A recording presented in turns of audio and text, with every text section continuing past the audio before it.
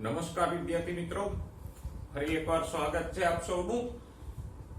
આપણે ધોરણ 12 ના પ્રકરણ નંબર 1 સજીવોમાં પ્રજનનની ચર્ચા કરતા હતા. આજે એમાં આગળ વધીએ, પણ પહેલા થોડુંક ગયા લેક્ચરને યાદ કરી લઈએ. તો લાસ્ટ લેક્ચરમાં આપણે લિંગી પ્રજનનની ઘટનાઓની ચર્ચા કરતા હતા અને લિંગી પ્રજનનમાં મુખ્યત્વે 3 ઘટનાઓ આપણે વર્ણવી હતી. પૂર્વ ફલન ઘટનાઓ, ફલન અને પશ્ચફલન ઘટનાઓ. પૂર્વ ફલન ઘટનાઓમાં આપણે 2 પેટા તબક્કા પાડી ગયા: જન્યુ જનન અને જન્યુ વહન.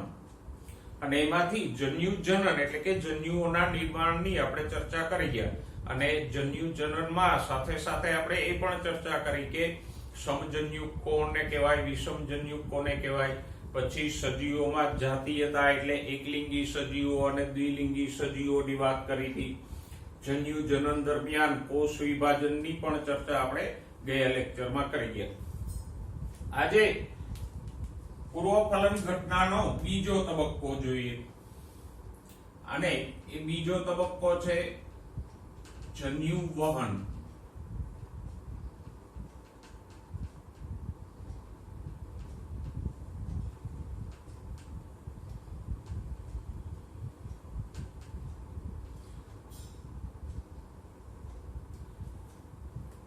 મિત્રો, જન્યુ વહન એટલે તો કે ઉત્પન્ન થયેલા નર જન્યુઓ અને માદા જન્યુ પોતપોતાના ઉત્પત્તિ સ્થાનેથી વહન પામી અને એક સ્થાને ભેગા થાય એને કહેવાય જન્યુ વહન. પ્રાણીઓ હોય કે વનસ્પતિઓ, નર જન્યુ અને માદા જન્યુ છે એ અલગ અલગ જગ્યાએ ઉત્પન્ન થતા હોય. હવે જો આ જુદી જુદી જગ્યાએ ઉત્પન્ન થયેલા નરજન્યુ અને માદા જન્યુનું વહન થઈ અને એક સ્થાને ભેગા ન થાય તો ફલન થવાની શક્યતા ન રહે, અને ફલન ન થાય તો પછી આગળનો વિકાસ થવાની સંભાવનાઓ પણ ન રહે. એટલે જન્યુ નિર્માણ પછી જન્યુઓનું વહન થવું અગત્યનું છે. એ જોઈએ કે જન્યુ વહન કઈ કઈ રીતે થાય. તો કે પોઈન્ટ નંબર 1, ઘણી લીલ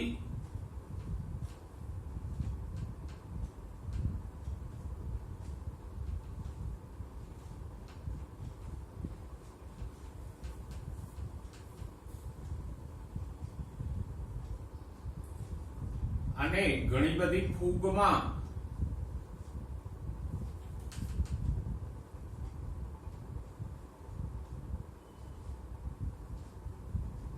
બંને જન્યુઓ ચલિત હોય, એટલે કે નરજન્યુ અને માદા જન્યુ બંને કસાધારી અને ચલિત હોય.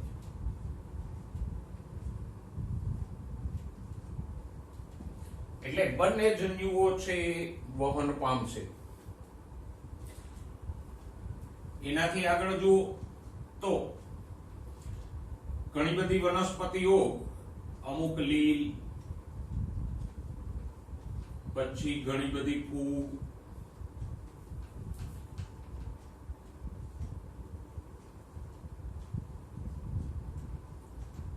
દ્વિઅંગી,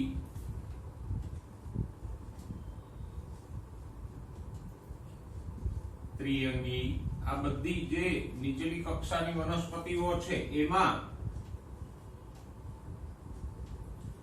જન્યુ વહન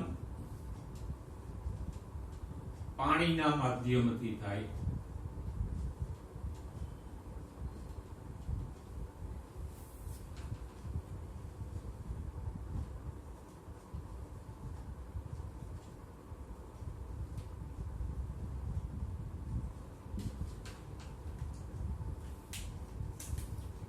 તો લીલ, ફૂગ, દ્વિઅંગી અને ત્રિઅંગીમાં જન્યુ વહન છે એ કોના દ્વારા થાય છે? પાણીના માધ્યમમાં. જો બંને જન્યુ ચલિત હોય તો બંને જન્યુઓ પાણીમાં તરીને વહન પામે. જો ફક્ત નરજન્યુ ચલિત હોય તો એકલો નરજન્યુ છે પાણીમાં વહન પામી અને માદા જન્યુ સુધી પહોંચશે. તો આમ અલગ અલગ રીતે જન્યુ વહન થાય. કાં તો બંને પ્રકારના જન્યુઓ ચલિત હોય અથવા તો એક જ જન્યુ ચલિત હોય.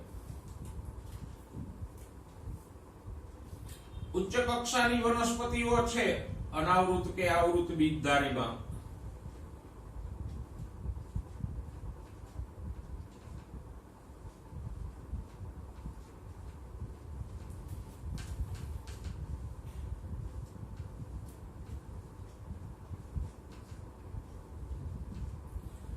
એમાં આપણે જન્યુ વહનની વાત કરીએ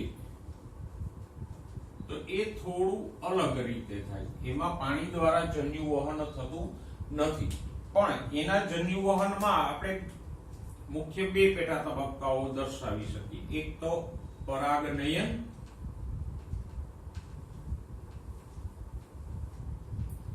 અને બીજું છે પરાગરજનું અંકુરણ.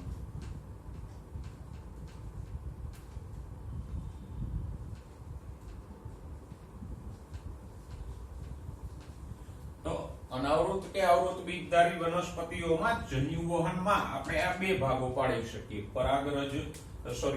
પરાગનયન અને પરાગરજનું અંકુરણ. પણ પહેલા આપણે એ સમજી લઈએ કે આવૃત બીજધારીમાં નરજન્યુ અને માદાજન્યુઓ હોય ક્યાં, એ ઉત્પન્ન ક્યાં થાય. તો પુષ્પની આપણે પ્રાથમિક રચના જાણીએ છીએ અને એમાં આપણે એ પણ જાણીએ છીએ કે પુષ્પમાં પુંકેસર હોય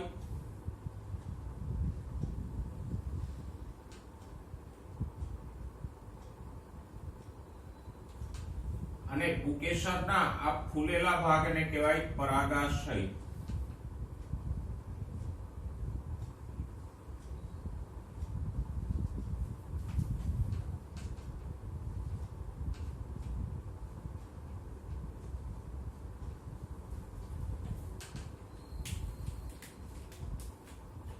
આ પરાગાશયની અંદર ઉત્પન્ન થાય પરાગરજ.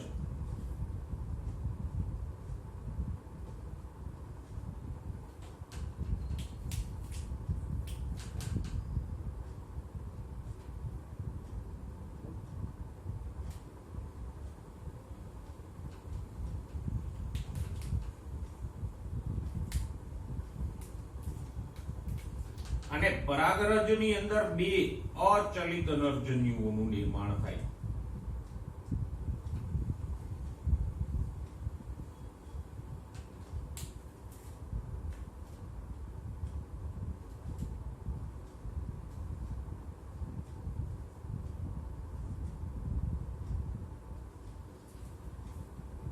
તો આમ અહીંયા પુંકેસરના પરાગાશયમાં પરાગરજ ઉત્પન્ન થાય અને પરાગરજની અંદર બે નરજન્યુઓ ઉત્પન્ન થાય અને આવૃત બીજધારીના આ નરજન્યુઓ છે એ અચલિત હોય છે.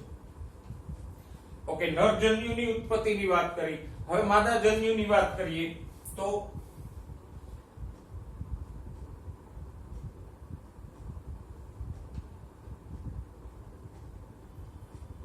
માદાજન્યુ છે એ સ્ત્રીકેસરમાં આવેલા અંડકની અંદર ઉત્પન્ન થશે.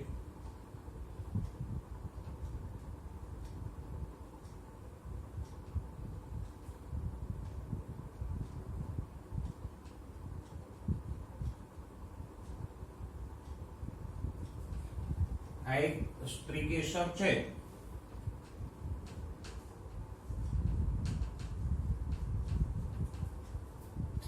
એના ટોચના ફૂલેલા ભાગને કહેવાય પરાગાસન, આ ભાગને કહેવાય પરાગવાહિની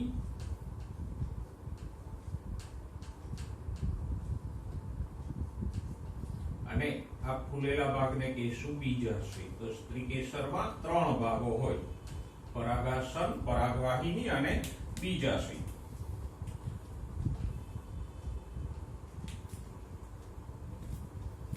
બીજાશયની અંદર અંડકો આવેલા હોય. આપણે એક અંડક અહીંયા દોરીએ તો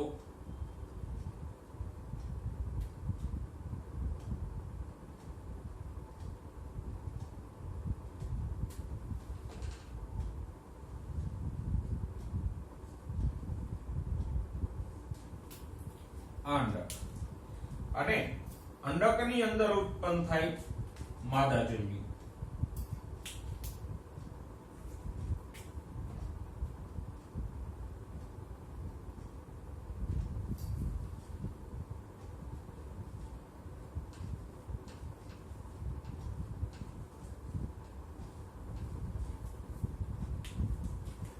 આમ આવૃત બીજધારીમાં નરજન્યુ અને માદાજન્યુની ઉત્પત્તિ ક્યાં થાય? તો કે નરજન્યુ છે પુકેસરના પરાગાશયમાં ઉત્પન્ન થતી પરાગરજની અંદર નરજન્યુ ઉત્પન્ન થાય, જે અચલિત છે. અને માદાજન્યુ તો કે સ્ત્રીકેસરના બીજાશયમાં આવેલા અંડકની અંદર માદાજન્યુ ઉત્પન્ન થાય, એ પણ અચલિત છે. હવે પરાગાશયમાં ઉત્પન્ન થયેલી આ પરાગરજ છે એ સૌથી પહેલા તો સ્ત્રીકેસરના પરાગાસન સુધી સ્થળાંતરણ પામે, અને સ્ત્રીકેસરના પરાગાસન સુધી આ પરાગરજનું સ્થળાંતરણ થાય એ ઘટનાને આપણે કહીએ પરાગનયન.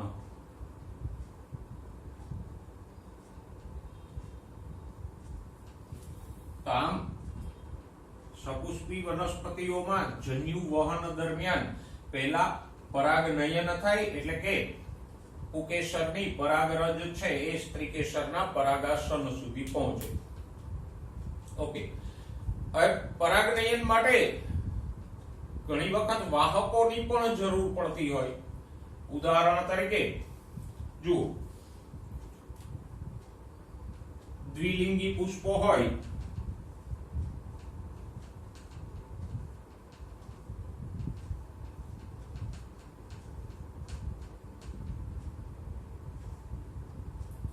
દાખલા તરીકે વટાણા,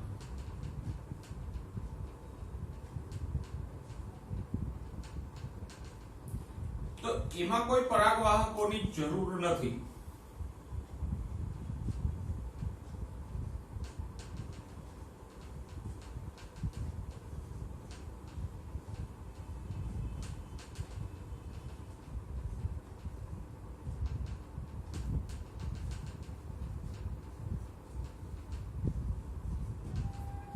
શા માટે?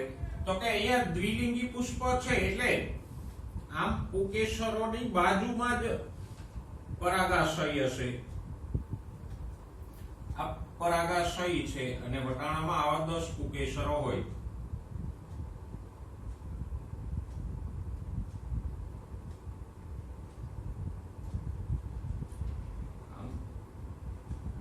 આ બધા પુકેસરોના પરાગાશયો છે. તો આવો પુકેસરોનો ગુચ્છ વટાણામાં હોય, અને એની બાજુમાં જ સ્ત્રીકેસર હોય.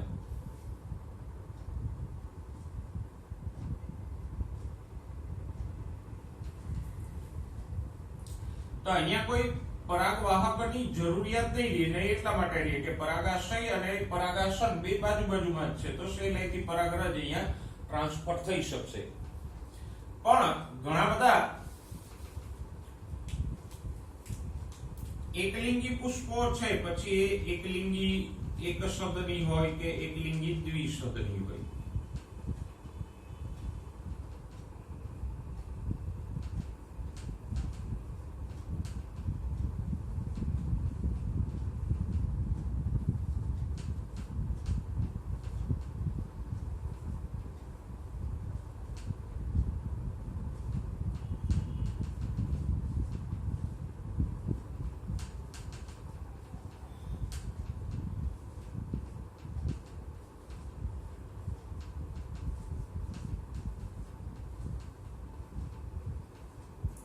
આવા એકલિંગી પુષ્પોમાં પવન, પાણી, કીટકો કે પક્ષીઓ જેવા પરાગવાહકોની આવશ્યકતા રહે.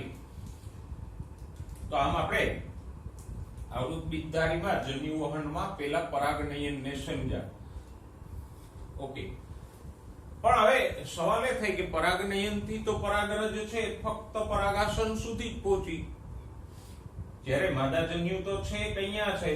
અંડકની અંદર. તો હવે આ પરાગરજમાં રહેલા નરજન્યુઓ છે એ માદાજન્યુ સુધી કેમ પહોંચે? તો કે એને માટે બીજા તબક્કાની વાત કરીએ, પરાગરજનું અંકુરણ. હવે આ જે પરાગરજ છે એ આમ એક પરાગ નલિકા ઉત્પન્ન કરે, એટલે કે પરાગરજના અંતઃફળમાંથી આવી એક પાતળી નલિકા ઉત્પન્ન થાય.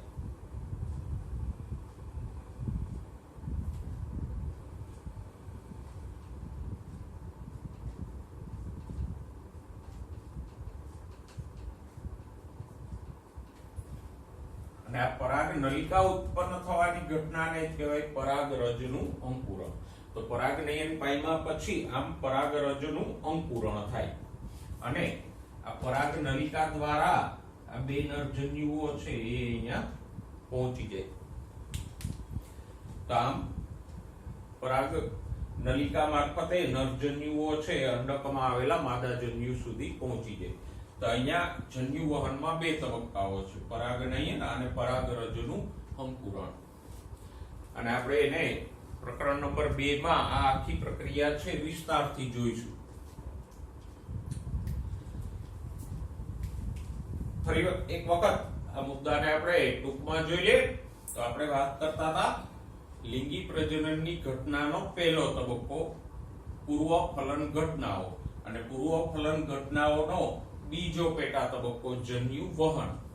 તો ઘણી બધી લીલ અને ફૂગ જેમાં બંને જન્યુઓ ચલિત હોય તો એમાં નરજન્યુ અને માદાજન્યુ બંને પાણીમાં તરી અને વહન પામશે. પછી મોટાભાગની લીલ, ફૂગ, દ્વિઅંગી અને ત્રિઅંગીમાં જન્યુ વહન પાણીના માધ્યમથી થાય. જ્યારે અનાવૃત કે આવૃત બીજધારીમાં જન્યુ વહન છે એમાં આપણે બે ભાગ પાડી શકીએ. પરાગનયન, જેના દ્વારા પુકેસરની પરાગરજ છે એ પરાગાસન સુધી પહોંચે, અને પરાગનયનમાં દ્વિલિંગી પુષ્પો હોય તો ઘણામાં કોઈ વાહકોની જરૂર નથી રહેતી, પણ એકલિંગી પુષ્પો હોય તો એમાં પવન, પાણી, પક્ષીઓ કે કીટકો જેવા પરાગવાહકોની જરૂરિયાત રહે. પરાગનયન પછી થાય પરાગરજનું અંકુરણ, એટલે કે પરાગરજમાંથી આવી એક પાતળી પરાગ નલિકા ઉત્પન્ન થાય અને એ પરાગ નલિકા દ્વારા નરજન્યુઓ છે એ માદાજન્યુ સુધી પહોંચે. પણ અહીંયા બંને જન્યુઓ અચલિત છે, નરજન્યુઓ પણ અચલિત છે અને અંડકમાં આવેલો માદાજન્યુ પણ.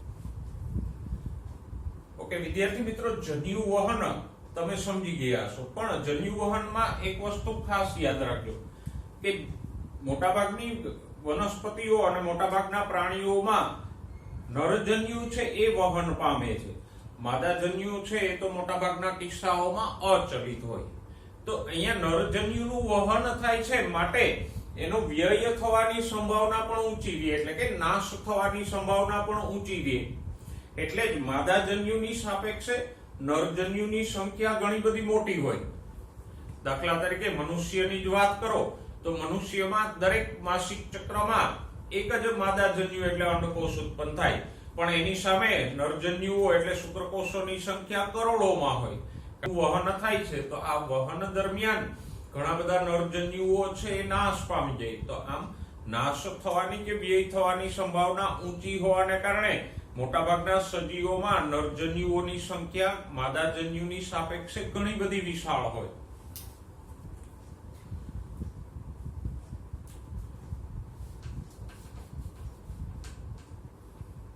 ઓકે મિત્રો, હવે લિંગી પ્રજનનની બીજી ઘટના જોઈએ, ફલન.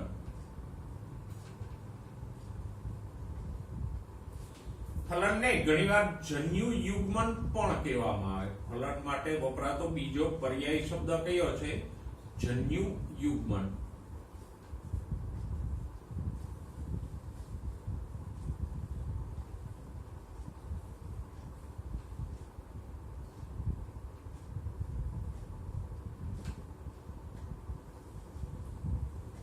એટલે ફલન કયો કે જન્યુ યુગ્મન કયો, બંને એક જ બાબત છે. પહેલા પ્રાથમિક ખ્યાલ મેળવીએ કે ફલન કોને કહેવાય, તો કે નરજન્યુ અને માદાજન્યુ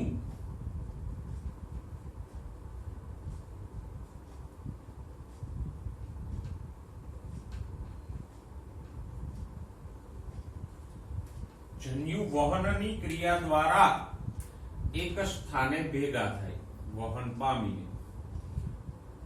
ઓકે, અને પછી આ વહન પામેલા બંને જન્યુઓ છે એનું જોડાણ થાય. તો જન્યુઓના જોડાણની આ પ્રક્રિયાને જ આપણે કહીશું ફલન.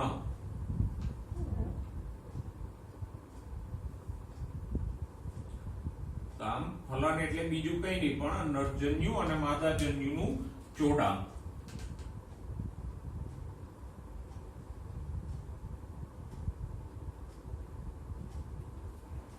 અને ફલનને પરિણામે સર્જાય ફલિતાંડ.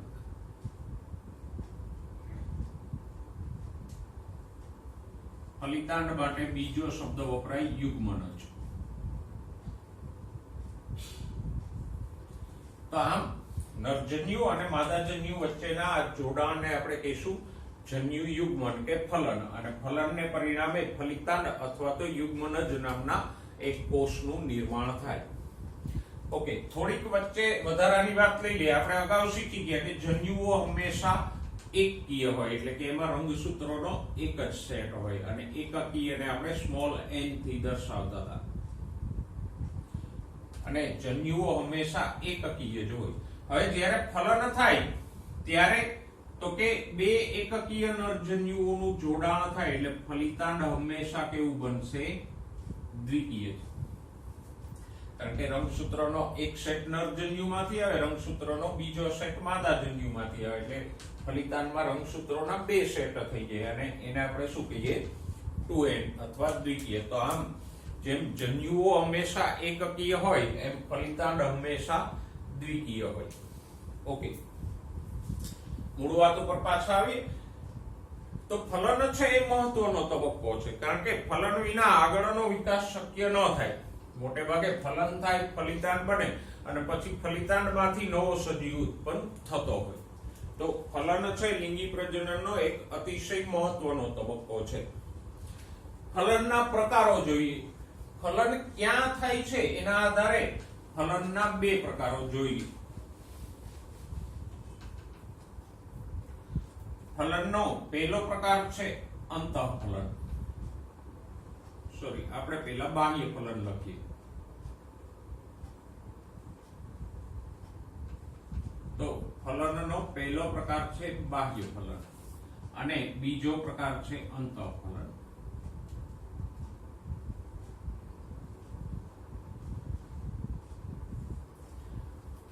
આમ ફલન ક્યાં થાય છે એના આધારે અથવા તો ફલનના સ્થાનના આધારે આપણે ફલનને બે પ્રકારોમાં વહેંચી શકીએ. એક છે બાહ્ય ફલન અને બીજો છે અંતઃફલન. જોઈએ બંને વચ્ચેનો તફાવત. બાહ્ય ફલન તો કે એ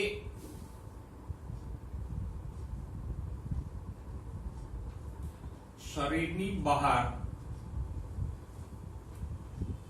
પાણીમાં થાય છે.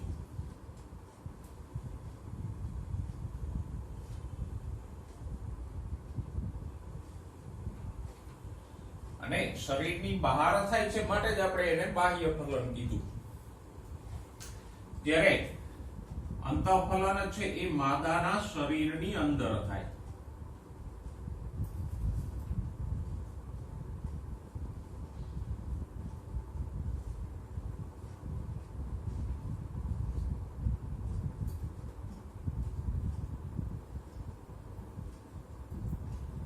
એવા ફલનને આપણે અંતઃફલન કહીએ. જો શબ્દો જ સૂચવે છે આપણને. બાહ્ય એટલે શરીરની બહાર, અને અંતઃ એટલે શરીરની અંદર ફલન થાય એવું. ઓકે, બાહ્ય ફલન કોણ દર્શાવે? તો કે ઘણી બધી લીલ, પછી ફૂગ, એનાથી આગળ જાવ તો અસ્થિ મત્સ્યો,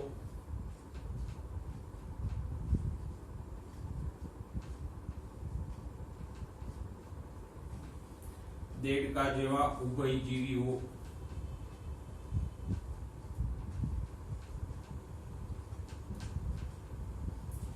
આ બધામાં બાહ્ય ફલન જોવા મળે.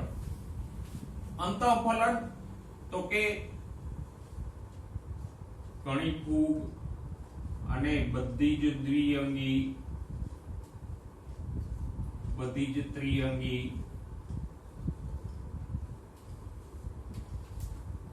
અનાવૃત અને આવૃત બીજધારીઓ,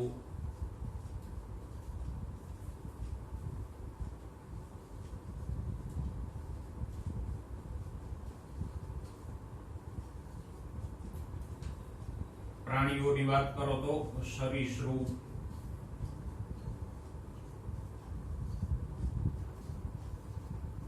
વિહંગ અને સસ્તનો. આ બધા અંતઃફલન દર્શાવે. ઓકે, હવે બેના ફાયદા ગેરફાયદાની વાત કરીએ તો બાહ્ય ફલનનો ગેરફાયદો એ છે કે એમાં ફલનની શક્યતાઓ ઓછી રહે.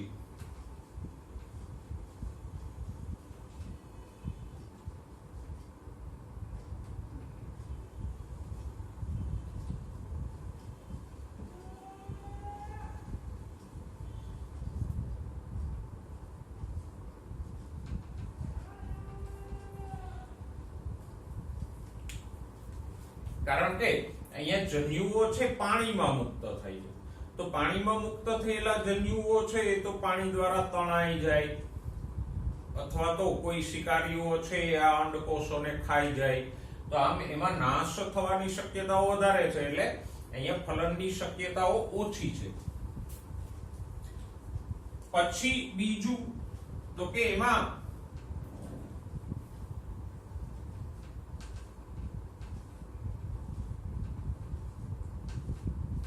એક જ સ્થળે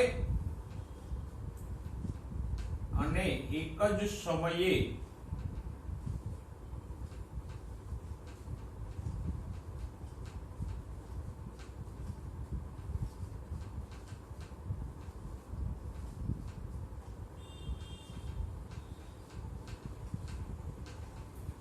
બંને જન્યુઓનો ત્યાગ થવો જરૂરી છે. દાખલા તરીકે દેડકાની વાત કરો તો જ્યારે માદા દેડકો છે એ જે સ્થળે અને જે સમયે પાણીમાં અંડકોષોનો ત્યાગ કરે એ જ સ્થળે અને એ જ સમયે જો નરજન્યુઓનો ત્યાગ કરે તો જ ફલન થાય.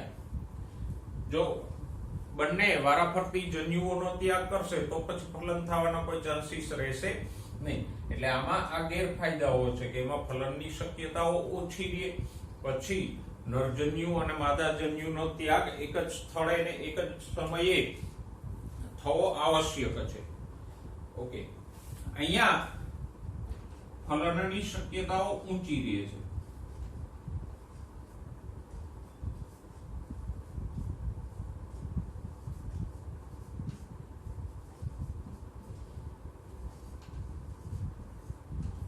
કારણ કે માદાના શરીરની અંદર ફલન થાય છે. એટલે જે શુક્રકોષો છે નર પ્રાણી દ્વારા માદાના શરીરમાં દાખલ કરવામાં આવે તો એ અંડકોષો સુધી પહોંચશે. અને અહીંયા આમ અંડકોષોનો વ્યય નથી થતો, એટલે માદાજન્યુઓની સંખ્યા ઓછી હોય છે.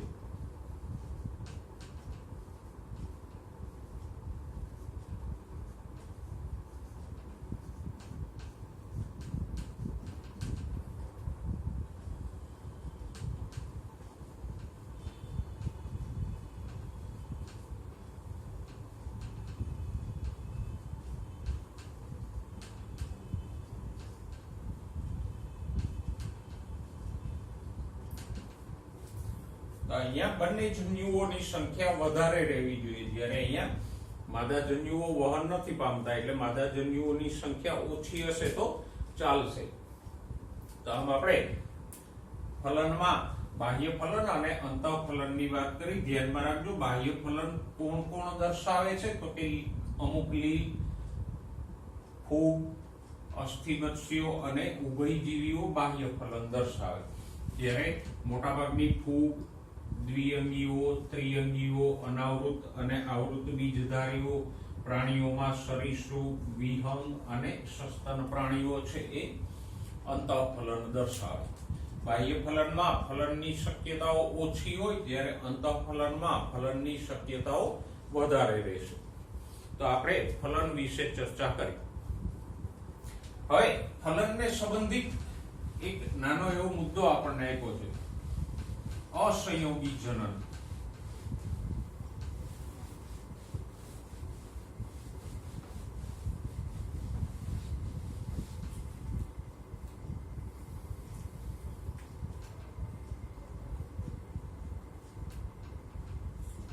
આમ તો અસંયોગી જનનની ચર્ચા આપણે ચેપ્ટર નંબર 2 માં વિસ્તારથી કરશું, પણ અહીંયા પણ એનો પ્રાથમિક ખ્યાલ મેળવી લઈએ.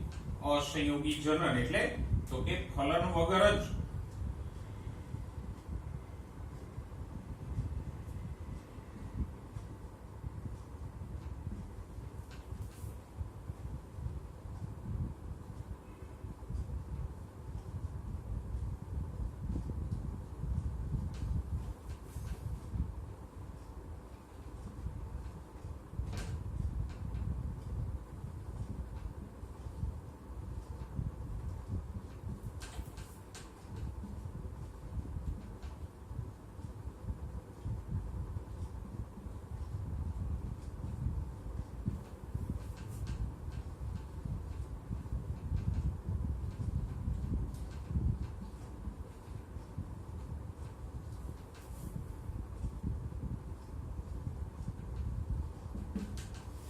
કે તો ફલન વિના જ નવા સજીવનો વિકાસ થાય તો એને આપણે શું કહીએ?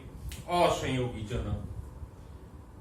અહીંયા ફલન નથી થતું, પણ ફલન વિના એમનેમ જ અંડકોષમાંથી સીધો નવો સજીવ વિકાસ પામી જાય છે. અને એટલે જ આપણે બીજી બાબત એ નોંધી શકીએ કે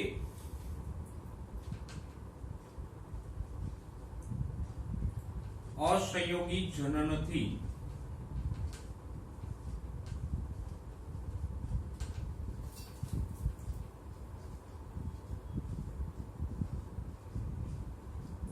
વિકાસ પામતો સજીવ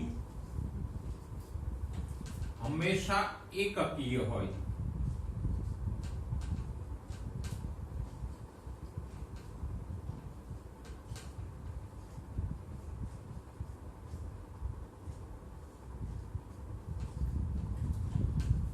શા માટે? તો કે જો ફલન થઈને નવો સજીવ વિકસે તો ત્યાં હમણાં આપણે વાત કરીએ એ પ્રમાણે એકકીય નરજન્યુ અને એકકીય માદાજન્યુ બે વચ્ચે ફલન થાય એટલે ફલિતાંડ દ્વિકીય થઈ જાય અને એ દ્વિકીય ફલિતાંડમાંથી દ્વિકીય સજીવ વિકસી શકે. પણ અહીંયા તો ફલન જ નથી થતું, સીધો જ અંડકોષમાંથી નવો સજીવ વિકસે છે. તો અંડકોષ કેવો હોય? એકકીય n.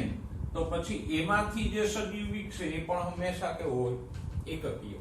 તો અહીંયા અસંયોગી જનનથી વિકાસ પામતો સજીવ ક્યારેય દ્વિકીય ના હોઈ શકે. અને અસંયોગી જનન દર્શાવતા સજીવોના ઉદાહરણો જોઈ લે તો કે ઘણા બધા રોટીફર્સ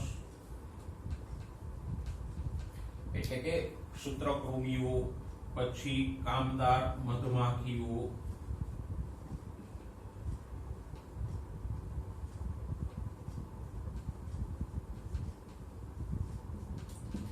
અમુક ગરોળીઓ,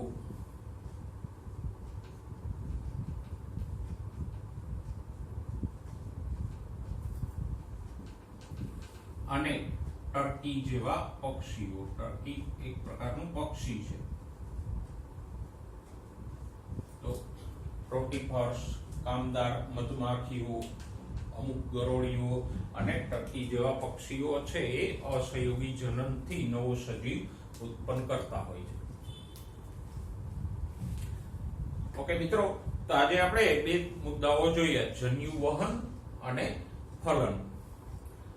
આશા રાખું છું કે બંને મુદ્દા તમને સારી રીતે સમજાઈ ગયા હશે. ના સમજાય તો દરેક વખતે હું કહું છું નીચે કોમેન્ટ સેક્શનમાં કોમેન્ટ કરીને જણાવજો.